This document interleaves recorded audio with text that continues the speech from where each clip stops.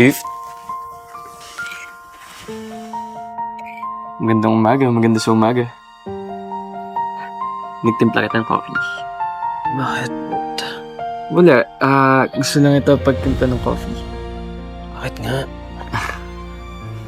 Baka ganahan ka. Thank you. Meron sa'yo ngayon. Sarap, di ba? Wala pa nga eh. Tikman mo kasi. Harap. Di ba? Ang sarap, di ba? Sabi mo, lilibre mo ako ng breakfast. Saan tayo? Lilibre nga kita ng breakfast after natin mag-gym. Wala eh. Cheers na. Cheers. Araw na sumisilip sa pusong nababalot ng dagat. Hindi ko maintindihan bakit sa'yo